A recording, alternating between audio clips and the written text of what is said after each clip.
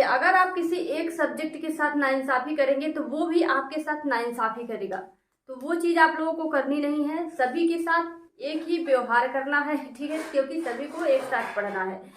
Hello बच्चों, नमस्कार। कैसे हैं आप सभी लोग? तो आशा करती हूँ सभी बच्चे हमारे स्वस्थ और मस्त होंगे और अपनी पढ़ाई को कंटिन्यू कर रहे होंगे, ठीक है, क्योंकि पढ़ाई करना बहुत ही ज़्यादा इम्पॉर्टेंट है। और वो भी अब टाइम आपका बहुत ही ज़्यादा लेट हो गया है, ठीक है।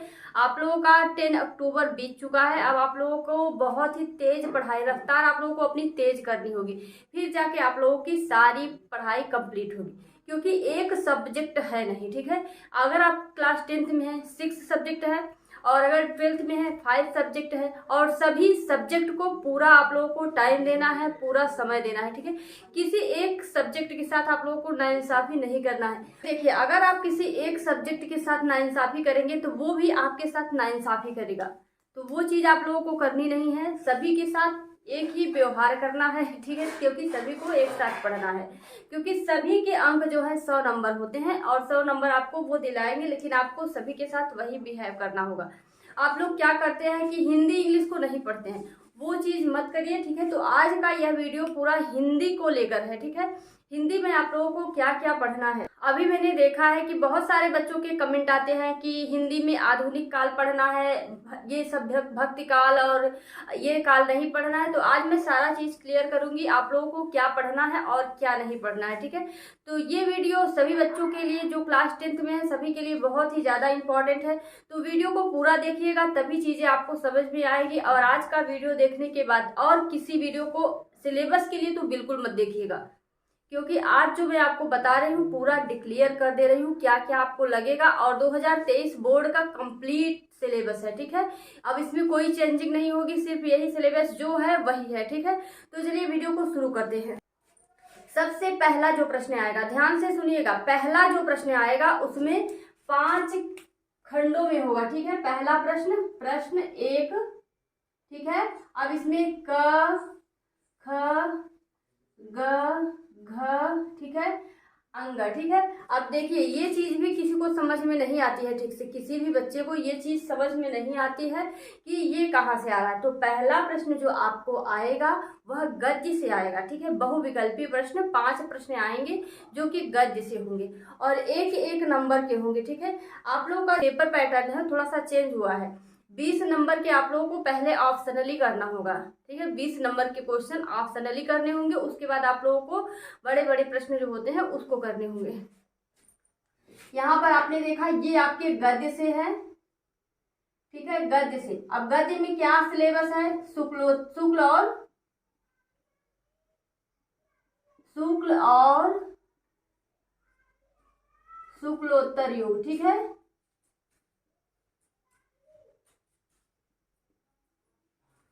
क्या हुआ? शुक्ल और शुक्लोत्तर युग। अब आपको इस पे कोई भी कंफ्यूजन नहीं लेना है। जो भी प्रश्न पूछे जाएंगे, जो भी लेखक होंगे, शुक्ल और शुक्लोत्तर युग के होने चाहिए, ठीक है। अब शुक्ल युग आपका किसे कहते हैं?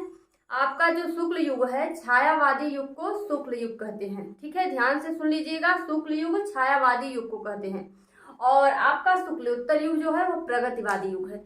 तो यही दो आपके गद्य से पूछे जाएंगे। ध्यान रखिएगा इस बात का, पूरा प्रश्न नहीं पूछा जाएगा, चाहे आप हिंदी का पूरा किताब ही रट डालो, ठीक है, कोई फायदा नहीं होने वाला है। जब आप लोगों को ज्यादा क्वेश्चन नहीं पूछे जाएंगे उसमें से, तो पूरी हिंदी की किताब रटने से क्या फायदा है, ठीक है। जो अभी नई बुक लेंगे उनके लिए तो कोई दिक्कत नहीं होगी, क्योंकि उनके बुक में वही प्रश्न दिए जाएंगे जो आप लोगों के लिए इम्पोर्टेंट है, ठीक है। लेकिन जो बच्चे पुरानी किताब को लेकर पढ़ रहे हैं, अपने बड़े भाई बहन की किताब लेकर पढ़ रहे हैं, उनके लिए थोड़ा देखने की बात है, ध्यान देने की बात है। तो ये चीज आप लोग समझ लीजिए कि जो शुक्ल और शुक्लोत्तर युग का है वही आएगा। और एक बात मैं और बता दूं कि बहुत से बच्चे सोचेंगे कैसे हम लोग क्लियर करेंगे कि कौन सा शुक्ल युग का है, कौन सा शुक्लोत्तर युग का है। तो मैं आपको सारे प्रश्न आपको निकाल कर दूंगी, कौन सा शुक्ल का शुक्लोत्तर का है, ठीक है।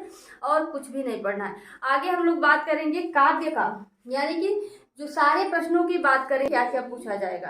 अब देखिए, जो दूसरा प्रश्न पूछा जाता है, मैंने बहुत सोच समझकर ये वीडियो आप लोगों के लिए बनाया है, क्योंकि अब किसी बच्चे के मन में ये डाउट नहीं होना चाहिए कि क्या आएगा, ये भी पेपर में पढ़ाया जाए, ये भी आएगा पेपर में, ये भी आएगा पेपर में, ये चीज नहीं सुनने को मिले, ठीक है। और शुक्ल और शुक्लोत्तर युग का सारा प्रश्न मैं आप लोगों को दूंगी। ठीक है, तो अगर आप लोगों ने अभी तक चैनल को सब्सक्राइब नहीं किया है तो चैनल को सब्सक्राइब कर लीजिए और बेल आइकन को भी दबा लीजिएगा ताकि सभी के नोटिफिकेशन आप लोगों को मिल जाए।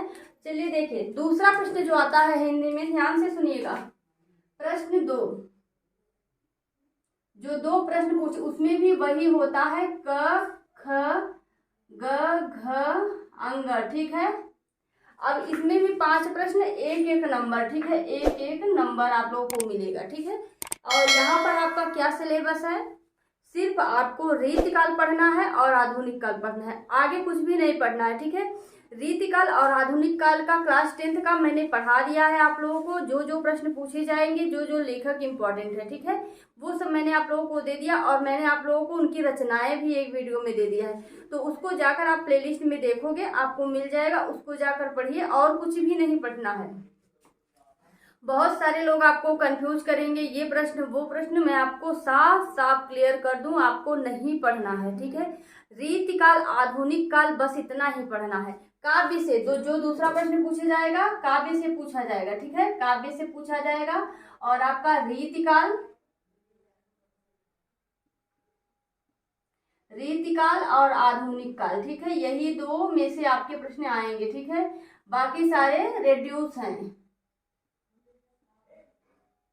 अब मैंने वहां पर आपको पढ़ाया है कि आधुनिक काल को कितने भागों में बांटा गया है, रीतिकाल को कितने भागों में बांटा गया है, पूरा आप लोगों को पढ़ाया है। ठीक है, और उसके बाद जो तीसरा प्रश्न पूछा जाता है, अब यहाँ पर आपको कोई डाउट नहीं होना चाहिए। किसी को डाउट है तो कमेंट करके पूछ सकता है। ठीक है, मैं आप लोगों को बता दूं, कमेंट करने में बिल्कुल भी झिझक मत करिए। ठीक है, जो भी आपको दिक्कत लगे, ठीक है, अगर आप लोग पढ़ रहे हैं तो मैं नहीं बताऊंगी तो कौन बताएगा। आप लोग ऑफलाइन पढ़ोगे, वहां पर भी तो टीचर से पूछोगे। टीचर से पूछने में कोई झिझक आप लोगों को नहीं होनी चाहिए। ठीक है, बेफिक्र, जैसे आप ऑफलाइन पढ़ रहे हो उसी तरह के समझिए कि ऑनलाइन आप लोगों के सारे कमेंट के जवाब मेरे सेशन में दिए जाते हैं। ठीक है, तो आप लोग कमेंट करना बिल्कुल मत भूलिएगा। जो भी आप लोगों को दिक्कत लगे, कहीं भी कंफ्यूजन लगे तो तुरंत पूछिएगा। ठीक है, चलिए तीसरा प्रश्न जो हमारा होता है उसको ध्यान से सुनिए। अब हमारा जो तीसरा प्रश्न होता है वह गद्य से प्रश्न पूछे जाते हैं, माने कि आपको गद्यांश दे दिया जाता है। गद्यांश रहता है थोड़ा सा पैराग्राफ की तरह, उसमें से आपको 3 प्रश्न पूछे जाते हैं। उसमें से 3 प्रश्न पूछे जाते हैं। ठीक है, उसमें से 3 प्रश्न पूछे जाते हैं जिसके आपको आंसर उस गद्यांश से देने होते हैं। ठीक है, उस गद्यांश को पढ़ के उसके आंसर देने होते हैं। तो उसके लिए आपको क्या करना होता है, देखिए, एक तो आपका पूछा जाता है रेखांकित 3 प्रश्न पूछे जाते हैं। एक तो पाठ का नाम पूछा जाता है, पाठ का नाम। ठीक है, दूसरा जो पूछा जाता है वह पाठ का नाम, लेखक का नाम। ठीक है, और दूसरा प्रश्न जो पूछा जाता है उस पैराग्राफ से कोई भी बीच में से प्रश्न उठा के पूछ लेते हैं। ठीक है, और तीसरा प्रश्न जो पूछा जाता है वह रेखांकित अंश की व्याख्या कीजिए। ठीक है, रेखांकित अंश की व्याख्या करना है। ठीक है, तो आप लोगों को उसमें रेखांकित अंश की व्याख्या कैसे करना होता है, देखिए, पैराग्राफ दिया हुआ है, देख रहे हैं। ठीक है, उसके बाद अंडरलाइन खींची रहेगी, अंडरलाइन इस तरह से उसके नीचे खींची रहेगी। उसी का आपको जितना अंडरलाइन खींचा गया है, अगर पूरे पैराग्राफ में अंडरलाइन खींचा हुआ है तो पूरे का आपको व्याख्या करना होगा। रेखांकित अंश की व्याख्या करना यानी जहां पर अंडरलाइन खींची हुई है उसी का आपको व्याख्या करके दिखाना है। ठीक है, तो इतना आप लोगों का क्लियर हुआ। ये जो है 6 नंबर के आप लोगों के क्वेश्चन पूछे जाते हैं। ठीक है, आगे हमारा जो चौथा प्रश्न आता है उसको देख लीजिए। चौथा प्रश्न आप लोगों का काव्य से आता है। ठीक है, काव्य से पैराग्राफ दे दिया जाएगा, उठाकर किसी भी पार्ट से दे दिया जाएगा, उसका आपको व्याख्या करना रहेगा। ठीक है, उसमें भी 5 प्रश्न होंगे। किसी में बोल देगा कि इस पैराग्राफ का जो है व्याख्या कीजिए, इस पद्यांश का व्याख्या कीजिए, तो आपको उस पद्यांश का व्याख्या करना रहेगा। ठीक है, और रेखांकित अंश की व्याख्या कहेगा, पाठ का नाम, लेखक का नाम कहेगा, और ठीक है, तो आप लोगों को ये चीज करना है इसमें काव्य में। ठीक है, ये भी आपका 6 नंबर का होगा। आगे आप लोगों को जो है जीवन परिचय पूछा जाएगा। जो आपका जीवन परिचय 3 नंबर का आता था वो अभी 5 नंबर का हो गया है। ठीक है, जीवन परिचय आप लोगों का बहुत कम नंबर मिलता था, 3 नंबर ही मिलता था, तो वो बढ़ के 5 नंबर हो गया है। तो 5 नंबर के लिए आपको 5 नंबर का काम करना पड़ेगा, यानी कि आपको थोड़ा सा जीवन परिचय अच्छे से लिखना होगा। ठीक है, जीवन परिचय में लेखक का जो इम्पोर्टेंट जीवन परिचय होता है, सबसे पहले डालेंगे जीवन परिचय। ये कॉपी है आप लोगों की, ठीक है, बोर्ड की कॉपी आयताकार में होती है। तो जयशंकर प्रसाद का मान लीजिए लिख रहे हैं तो बीच में ऐसे होना चाहिए, जयशंकर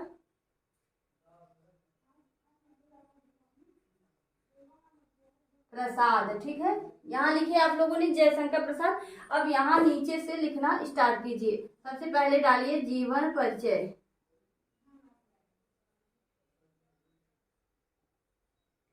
जीवन परिचय आप लोगों ने डाल दिया। अब यहाँ से लिखना स्टार्ट कीजिए, ठीक है। उसके बाद थोड़ा सा उनके जीवन के बारे में लिखिए, उनके माता पिता का नाम लिखिए। सारा चीज लिखने के बाद आपको यहाँ पर उनकी कृतियां लिखनी है, ठीक है। हेडिंग डालनी है कृतियां। भाषा शैली, ठीक है, भाषा शैली, ठीक है। और हो सके तो उनका साहित्य में स्थान, अगर आपको कुछ पता है, नहीं भी पता रहता है फिर भी आप, हाँ, आप यहाँ पर एक ट्रिक भी लगा सकते हैं, लेकिन उसको मैं आपको अगले वीडियो में बताऊंगी। यहाँ पर आपको जीवन परिचय में अगर आपको कुछ भी नहीं याद है तो आप कौन से ट्रिक का इस्तेमाल कर सकते हैं, ठीक है। तो ध्यान से देखिए, यहाँ पर भाषा शैली लिखने के बाद एक हेडिंग आप लोग और भी डाल सकते हो, साहित्य में स्थान या फिर योगदान, ठीक है, साहित्य में उनका स्थान, ठीक है। ये चीज क्लियर हुआ आप लोगों का। बहुत ही अच्छी राइटिंग में साफ साफ सुथरा लिखिएगा, ठीक है, साफ सुथरा लिखिएगा, ताकि एग्जामिनर देखने के बाद अच्छा नंबर दे। अगला जो क्वेश्चन होता है आप लोगों का गद्य और पद्य, ठीक है, गद्य और पद्य से दोनों से पूछा जाता है जीवन परिचय, ठीक है। तो जीवन परिचय दोनों का लिखने के बाद आपको 10 नंबर मिलेगा, ठीक है। तो ये भी बिल्कुल हार्ड नहीं है। सारी चीज मैं आप लोगों को अब लगातार कराने वाली हूँ क्योंकि टाइम नहीं बचा है। अब आप लोगों के पास टाइम नहीं बचा है, इसलिए खेलना कूदना कम करिए और पढ़ाई पे फोकस करिए। और आप लोग सभी सब्जेक्ट तो बहुत दिन से पढ़ रहे हैं, हिंदी को नहीं पढ़े हैं, जो कि आपका बोर्ड एग्जाम में नंबर कम करने वाला है, तो उससे दुश्मनी नहीं लीजिए, ठीक है। काम करना शुरू कीजिए, हिंदी को भी लगातार पढ़ना स्टार्ट कीजिए। हिंदी को सिर्फ 1 घंटा दीजिए, 24 घंटे में 1 घंटे हिंदी को दीजिए। पूरा आपको 99 नंबर नहीं दिलाए तो नाम बदल दूंगी। अगला जो क्वेश्चन होता है वह संस्कृत से होता है, ठीक है, संस्कृत से आता है। जो आप लोगों का अनिवार्य संस्कृत होता है उसमें भी कुछ चैप्टर दिए हुए हैं, आपको पढ़ने पड़ेंगे। अगर आपको अच्छा नंबर लेना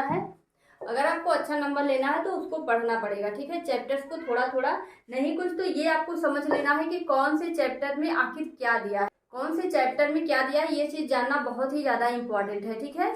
सारे लेसन को जैसे आप लोग पढ़ रहे हैं तो उनको ये जानना जरूरी है कि कौन से लेसन में क्या है। जैसे देखिए गद्य में ही देख लीजिए, आपका मित्रता पाठ है, तो मित्रता पाठ को थोड़ा सा पढ़ लीजिए कि उसमें क्या दिया हुआ है। सारांश पढ़ लीजिए, सारांश समझ जाएंगे, पूरा व्याख्या आप कर लेंगे, ठीक है। तो इसलिए पाठ को पढ़ना, थोड़ा बहुत ट्रिक लगाने के लिए भी आपका थोड़ा बहुत किसी चीज का नॉलेज होना जरूरी है।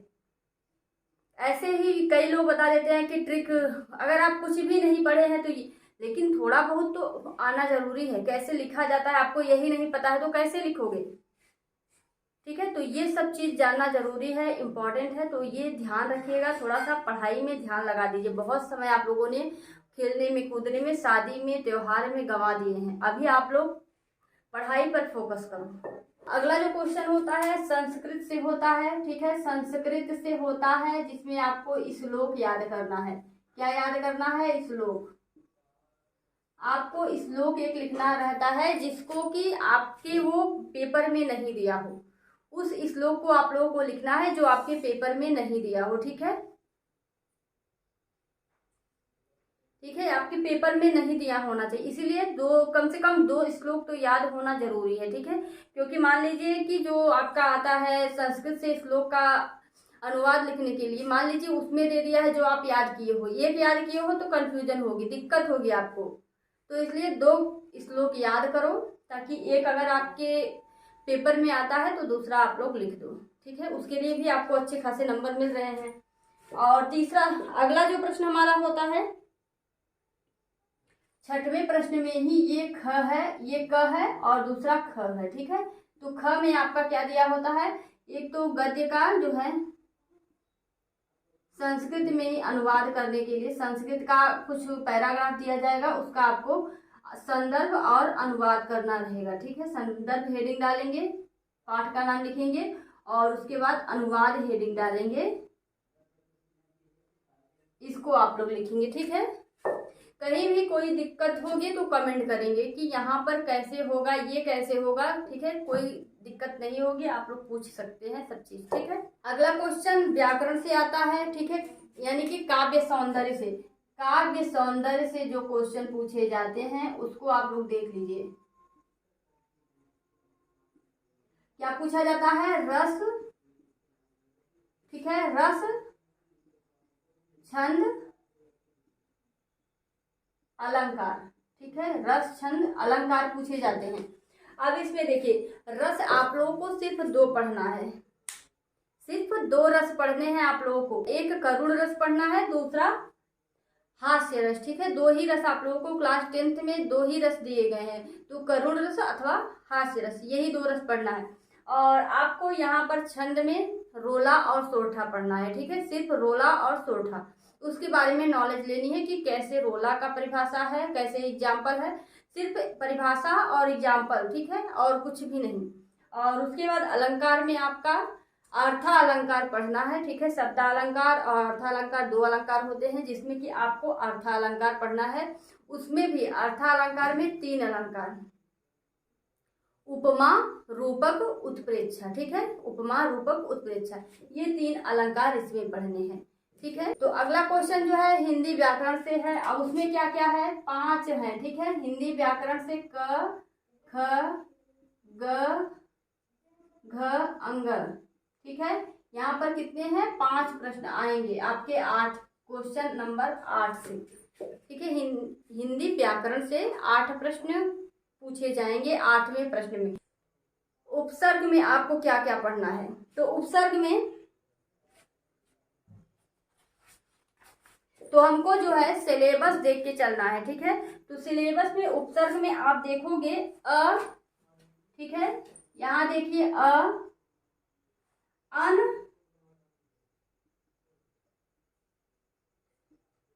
अ, अन, अधि। अब यहाँ पर आप देखेंगे 8वीं का जो क पूछा जाता है उसमें आपका उपसर्ग होता है। उपसर्ग यानी आगे का जो होता है उसे उपसर्ग कहते हैं। तो यहाँ अ, अन, अधि, अप, अनु, उप, सह, निर, परि, अभि, इतना ही आपके सिलेबस में है। ठीक है, अब आप लोग आगे का ये पता नहीं ये आएगा वो आएगा, ये चीज नहीं करना है। ठीक है, ये सारे को आप शब्द बनाना सीख लो। जैसे यहाँ देखिए अ है अमन, ठीक है, अयोग्य, असुविधा।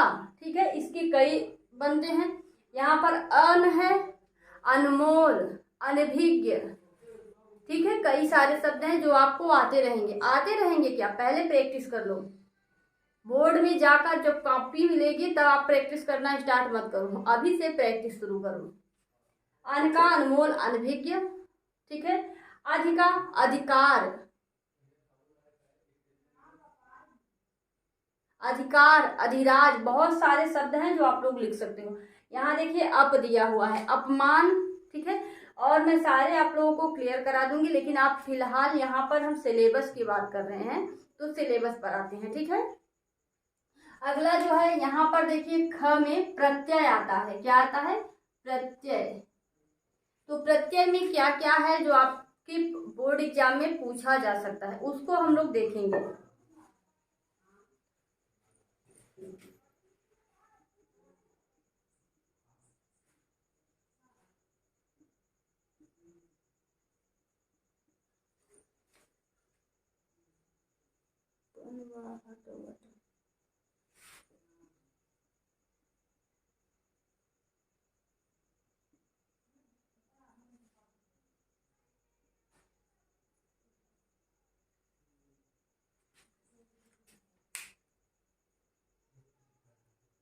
तो प्रत्यय में आप देख सकते हैं कि प्रत्यय में आप लोगों के सिलेबस में इतना ही पूछा जाएगा। ठीक है, आई है। ठीक है, तो पढ़ाई लिखाई आप कुछ भी लिख सकते हो। और ध्यान रखिएगा क्वेश्चन में देखिएगा कितना पूछा है। 2 शब्द बोलेगा कि आपको इसको करके 2 शब्द लिखना है। ठीक है, तो 2 शब्द लिखिएगा। 3 शब्द पूछा जाएगा तो 3 शब्द लिखिएगा, 1 पूछा जाए तो 1 लिखिएगा, ठीक है। एक्स्ट्रा नहीं लिखना है, एक्स्ट्रा से कोई नंबर नहीं मिलेगा, तो हम फालतू में क्यों अपना पेन खर्चा करें और कॉपी खर्च करें, ठीक है। आई का पढ़ाई लिखाई जो भी आता रहे। त्व का महत्व, कवित्व, बहुत सारे शब्द हैं। ता का ममता, ठीक है। सरिता, ललिता, बबीता, जो भी आपको सही लगे लिख लीजिएगा। पन का, तो ये भी आपको अच्छे से एक कॉपी में, मैंने आप लोगों को कई बार बताया कि आप लोग हर एक सब्जेक्ट का नोट्स बना लो, ठीक है। और नोट्स में लिखना स्टार्ट करो क्या क्या आपका आएगा, क्या क्या आपको, जैसे इसको लिखे हैं तो पूरा लिख लीजिए कि इसका क्या क्या है, ताकि आपको जो एग्जाम जब आ जाए, यानी कि आपको दिसंबर महीना से जनवरी महीना से आप लोगों को ये टेंशन ही ना रहे कि हमें ये पढ़ना है, क्या पढ़ना है, क्या नहीं पढ़ना है। जो आप लोग इम्पोर्टेंट क्वेश्चन नोट्स बनाओगे उसमें आप लोग को बस वही देखिए, ठीक है, बिना किसी संदेह के उसको देखिए और जाकर पेपर देकर आइए। 100% गारंटी है कि आप लोग अच्छे नंबर गेन करके आओगे, ठीक है, अच्छे नंबर गेन करके आओगे। और दौड़ोगे भागोगे यहाँ वहाँ, ये पढ़ना है, 10 किताब खोलोगे, उससे कुछ नहीं होगा। जो जरूरी चीजें हैं उसको ध्यान से देखिए।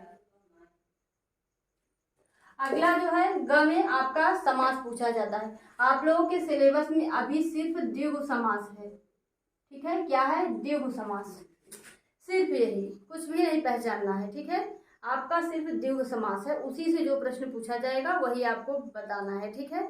अगला जो है तत्सम शब्द पूछा जाएगा, ठीक है। तत्सम में कोई क्राइटेरिया निश्चित नहीं किया गया है कि यही शब्द पूछे जाएंगे। जो इम्पोर्टेंट है वो मैं आप लोगों को करा दूंगी, ठीक है। लेकिन क्लास रेगुलर लेंगे तभी कुछ हो पाएगा, ठीक है, क्योंकि अब समय नहीं बचा है कि अभी नहीं बाद में, अभी नहीं बाद में, अब अभी के अभी, जस्ट अभी, ठीक है। उसके बाद यहाँ पर पर्यायवाची, ठीक है, पर्यायवाची आता है। यहाँ पर कुछ पर्यायवाची मैं आपको बता दूंगी जो इम्पोर्टेंट है, जो बोर्ड में पूछे जाते हैं हर साल, इस साल भी पूछा जाएगा, ठीक है।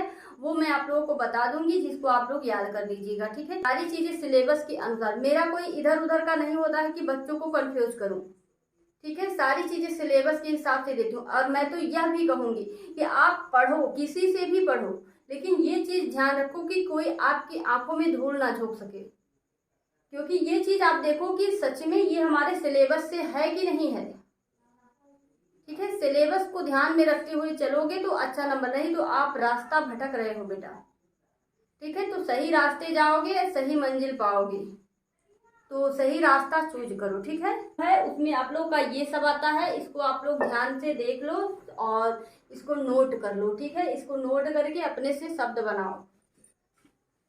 अब देखिए नवा प्रश्न जो आता है उसको देखिए, उसमें क्या क्या रहता है। ये आपका संस्कृत व्याकरण से आता है, ठीक है, संस्कृत व्याकरण। यहाँ पर आपको संधि करना है, ठीक है। क में संधि पूछा जाएगा, संधि में सिर्फ यण पढ़ना है, ठीक है, यण। बहुत सिलेबस कम कर दिया गया है, आप लोगों को बहुत ज्यादा सिलेबस नहीं दिया गया है, जितना हो सका है आप लोगों को कम पढ़ने के लिए यूपीएसपी ने आप लोगों को बहुत ही कम सिलेबस कर दिया है। तो आप लोग अच्छे से पढ़ो, अच्छा नंबर गेन करो। ये मौका चला गया, दोबारा नहीं आएगा, ठीक है। आप खेलोगे, कोई खेल खेल रहे हो उसको बाद में भी कर सकते हो, लेकिन आप 10th में पढ़ रहे हो, दोबारा 10th में जाओगे? नहीं जाओगे, ठीक है। तो इसलिए आप लोग अच्छे से पढ़ो, अच्छा नंबर गेन करो, ताकि आपके मम्मी पापा भी खुश हो और मैं भी खुश हूँ और आप भी खुश हो। ख में देखिए धातु रूप शब्द रूप पूछा जाता है, ठीक है, शब्द रूप में पूछा जाएगा नदी, मधु और फलमती, ठीक है, नदी और मधु और फलमती आपका शब्द रूप में पूछा जाएगा, ठीक है। तो इसको भी मैं आपको करा दूंगी कैसे आप लोगों को करना है अच्छे से, ठीक है। इसमें आप लोग 2 का याद कर लोगे हो जाएगा, ठीक है, 2 का याद कर लोगे हो जाएगा। अगला देखो ग में क्या आता है, धातु रूप। यहाँ पर क्या आता है, धातु रूप, ठीक है। अब धातु रूप में क्या क्या है, यहाँ पर आपको सिर्फ पठ और हंस, ठीक है, लट, लिट, और लंग, और अगला आपका लोट होता है। ठीक है, ये आपके सिलेबस में है, इसको आपको पढ़ना है। अब मैंने ये बता दिया, आप लोग अगर नोट्स बना रहे हो तो उसमें नोट्स आराम से लिखिएगा। आपका जो गद्यांश पद्यांश होता है उसमें से जो इम्पोर्टेंट गद्यांश है, जो इम्पोर्टेंट पद्यांश है, सभी पद्यांश गद्यांश पढ़ा चुकी हूँ। जिसको पढ़ना है वहां से जाकर पढ़े। लेकिन जो बोर्ड के लिए सिर्फ बोर्ड बेस्ड तैयारी करना चाहते हैं उनके लिए इम्पोर्टेंट गद्यांश पद्यांश मैं देने वाली हूँ, तो आप लोग उसको देखिएगा। अब उसको पढ़िए। ठीक है, आप लोगों को जिसको पढ़ना था शुरुआत से वो पढ़ चुके हैं। ठीक है, वो बच्चे पढ़ चुके हैं उसको पूरा का पूरा। लेकिन अब जिसको पढ़ना है उसको पूरा नहीं पढ़ना है, जो इम्पोर्टेंट है, जो 2023 बोर्ड में पूछा जाएगा उसको देखना है। ठीक है, आपको क्या करना है, निबंध करना है। ठीक है, निबंध 10वां प्रश्न जो है निबंध से है। 10वां प्रश्न निबंध से है, जिसको आप लोगों को 10वां प्रश्न निबंध से है, जिसको आप लोगों को करना है, अच्छे से करना है। ठीक है, निबंध भी आपका ज्यादा नंबर का होता है, जिसमें आपको कई सारे हेडिंग्स होते हैं, पर्यावरण प्रदूषण, कई सारे जो निबंध दिए जाते हैं उनको आपको देख के करना है। और हेडिंग में प्रस्तावना आपका कंपलसरी होता है। ठीक है, प्रस्तावना बीच में जो हेडिंग्स डाली जाती हैं उनको आपको ध्यान से देखना है, क्या है, लाभ हानि जैसे भी निबंध होंगे। ठीक है, उसको मैं आपको बता दूंगी कैसे आपको करना है। और प्रस्तावना और लास्ट में उपसंहार, ये इम्पोर्टेंट है। ठीक है, इसको ध्यान रखिएगा। चलिए अगला जो हमारा 11वां क्वेश्चन है उसको देखिए। 11वें क्वेश्चन में हमें क्या करना है, खंड काव्य करना है। ठीक है, खंड काव्य करना है। यहाँ पर आपको सिर्फ एक प्रश्न करना होता है। ठीक है, एक प्रश्न दिया, 2 प्रश्न दिया रहेगा, उसमें से एक प्रश्न करना है। और खंड काव्य बहुत सारे दिए रहेंगे, खंड काव्य बहुत सारे दिए रहेंगे, लेकिन आपको सिर्फ एक करना है। और आपको अपने जिला के अनुसार करना है। कई बार मैंने बताया है, फिर से बता देती हूँ कि आपको जिला के अनुसार, अपने घर के जिला को नहीं देखना है। ठीक है, कॉलेज आपका किस जिला में है इस चीज को देखना है, उस हिसाब से आपको खंड काव्य करना है। ठीक है, खंड काव्य को आप अपने सर से जाओ, जिस कॉलेज में आपका एडमिशन हुआ है वहां पर जाओ, पूछ लो कि इस कॉलेज में कौन सा खंड काव्य चलता है। क्योंकि बहुत सारे बच्चे को पता नहीं होता है कि कौन सा खंड, और कंफ्यूजन में वो दूसरा खंड काव्य पढ़ के जाता है। वहां पे पूरा लिख कर भी अच्छे से तैयारी किया है, पूरा लिख कर भी आएगा, लेकिन नंबर नहीं दिए जाएंगे। तो बेटा आप लोग क्लियर कर लो, अब टाइम नहीं बचा है। ठीक है, खंड काव्य पूछ लो कि कौन सा चलता है, ताकि उसको भी थोड़ा बहुत पढ़ लो। 7 सर्ग होते हैं खंड काव्य में, जो भी जिसके में जो भी सर्ग हो, तो कौन से सर्ग में क्या दिया हुआ है, कहाँ का माहौल बना हुआ है, वो चीज आप लोग जाके देखो। ठीक है, खंड काव्य भी पढ़ना, क्योंकि हमें हर एक नंबर, एक एक नंबर को पाने की कोशिश करना है। ठीक है, तब जाके हमारे 99, 95, 90 ये सब नंबर आने हैं। तो आपको अच्छे से हर एक नंबर को लेने का प्रयास करना होगा। ये नहीं सोचना होगा कि अरे ये तो 1 नंबर का है, सभी को लेंगे। 1 नंबर, 10 नंबर, 5 नंबर, सभी को लेंगे, एक भी नहीं छोड़ेंगे, सभी को लेना है। ठीक है, उतने जोश रखो, उतना ताकत रखो कि हाँ हमको करना है। और इसके लिए सबसे ज्यादा इंपॉर्टेंट है रेगुलरिटी। ठीक है, रेगुलर कोई काम करेंगे तो सब आप लोगों की आसान हो जाएगा। ठीक है, तो सब लोग आसान है, सब चीज को आसान कर दो। ठीक है, तो चलिए सभी लोग, मैंने आप लोगों को पूरा क्लियर कर दिया है कि आप लोगों को क्या क्या करना है, सारे प्रश्नों को समझा दिया है। अब आप लोगों को सिलेबस में भी कंफ्यूजन नहीं होना चाहिए कि सिलेबस में क्या है और क्या पूछा जाएगा। मेरे हिसाब से जो भी यह वीडियो देखेगा बच्चा, बिल्कुल उसकी कंफ्यूजन नहीं होनी चाहिए। अगर आप लोगों को कहीं भी कंफ्यूजन लगती है तो कमेंट करके जरूर पूछिएगा। और वीडियो अच्छा लगा हो, अगर नॉलेज की बात आप लोगों को मिली हो तो लाइक कर दीजिए और दोस्तों को भी शेयर कर दीजिए, ताकि उन्हें भी नॉलेज की बात, ये जानकारी सिलेबस के लिए जिसको दिक्कत होती है वो सब जान लें, ताकि आपका एहसान माने। तो शेयर भी जरूर कर दीजिएगा ज़्यादा से ज़्यादा। और चलिए मिलते हैं नेक्स्ट वीडियो में और भी अच्छे टॉपिक के साथ। Bye bye.